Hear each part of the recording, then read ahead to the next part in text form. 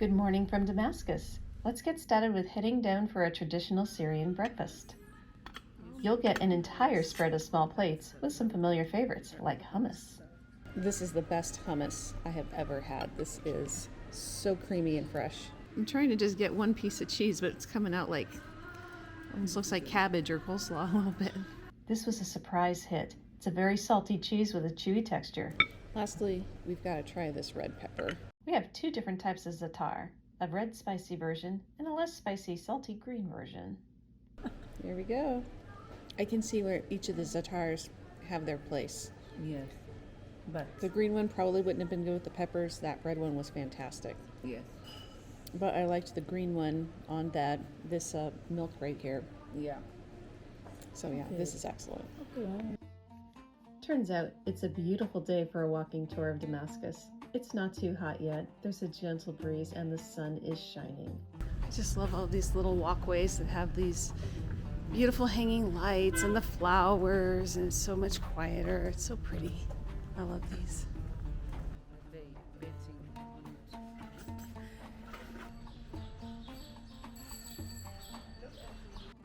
Our first major stop of the day is the house of Saint Ananias. I'm told that this involves the Apostle Paul. Paul was tasked by the Romans to go kill followers of Jesus. However, on his way, he was blinded by God and fell off his horse. God came to him in a vision and told him to come to this house, and a man called Ananias would help him find his way back to God and restore his sight. This is where the baptism and restoration happened. Absolutely stunning with that sunlight peeking down.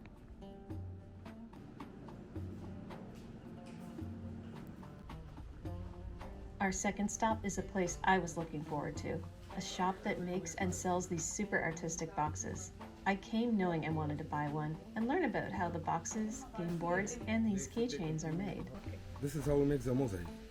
We need lemon wood, olive wood, walnut wood, and after that we cut slice, like these slices, Okay. and we glue it on the box. You see this white thing? This is the pearl.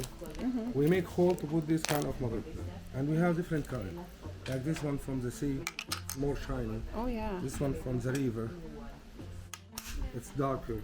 We have green one from the sea also, and we have the plastic is fantastic. This one, Tea box. tea box, jewelry box, coasters. If you like to drink coffee now, you want to put the glass here. This is the box I chose to purchase. It has a beautiful mix of different shells and woods and a unique design I haven't seen at many other shops that also sell these boxes. Just to know, the orange one is olive wood. Okay. The black one also is pearl. You see, it's nearly brown. It's pearl, black pearl. That's black pearl. Yes, Okay. this is the green pearl, and this is rosenwood.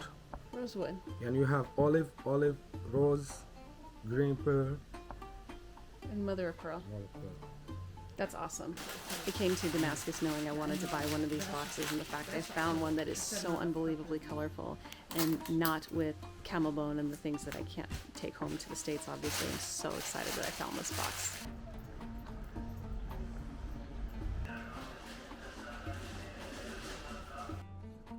Next was one of the most beautiful spots in all of Damascus, at least in my opinion, the Khan Assad Basha, an old historic hotel. The black and white basalt and limestone, as I'm told they are absolutely stunning, and the fact they got this to stay standing with all the geometrical shapes throughout wars and earthquakes is more than impressive. Let's check out the upstairs.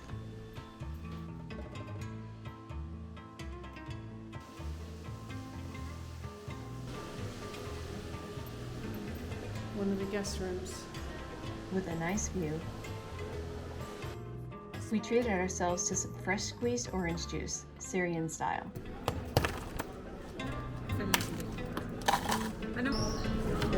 شمال الريحة شوف.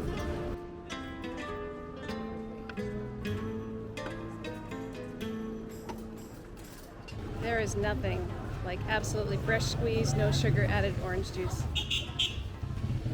Especially on a hot day like this. There's an absolutely gorgeous National Museum here that did not allow for photographs to be taken. If you find yourself in Damascus, this is worth visiting. As usual, we see this, we'll respect it. That was a really impressive collection of artifacts and antiquities here, and I'd love to be able to show you, but we can't really do it out of respect because they asked us not to. I'm also very lucky that my guide is a doctoral candidate for Syrian archaeology, and she knows so much about this stuff, and it's been a real treat to hear all of the little details and the little extra things that you probably wouldn't get with a normal guide, so thank you very much. My guide tells me that a great deal of stuff was damaged during the war, and a good chunk of the museum is closed for restoration. Here's an idea of some of the amazing mosaics they had inside, as several are in line to get restored. It's later afternoon and very warm, so we went back to the hotel for a quick break. We took a little rest break because it is quite hot outside, and now we are going to be going out and exploring the Kasbahs in the evening. Going to go get some supper and then also go get some Damascus style ice cream. Let's go see what this is like.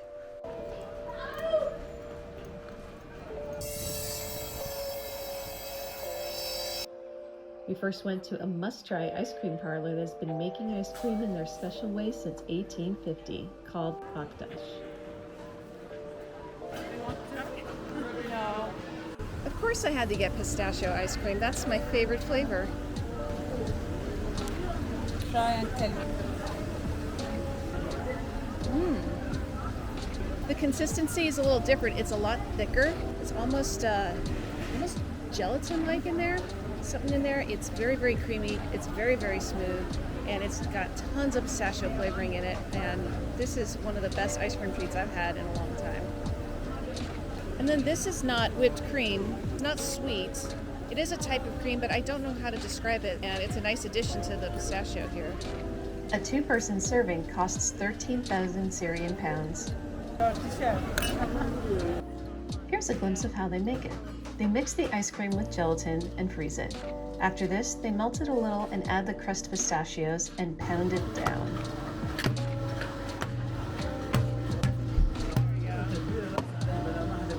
That's what it looks like. So cool. That was fun. There's still so much to see and explore around the souks, and it's a good way to walk off our dessert before having our supper.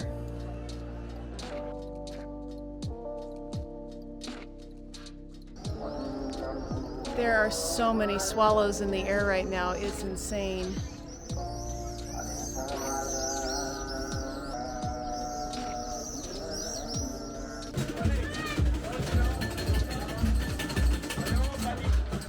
We stumbled upon one of my guide's favorite places, the Mona Lisa restaurant. I'm glad she suggested it. The food here was fantastic, and it had that quintessential Syrian black and white design I've come to love. Here is the English menu on this tablet. That is amazing. Most restaurants in the state I go to back home don't have this. Here's a selection of an old favorite with a Syrian twist. Here we go. This is an eggplant dish. We have fresh out of the oven pita bread to go with it. Ooh, hot, hot, hot, hot.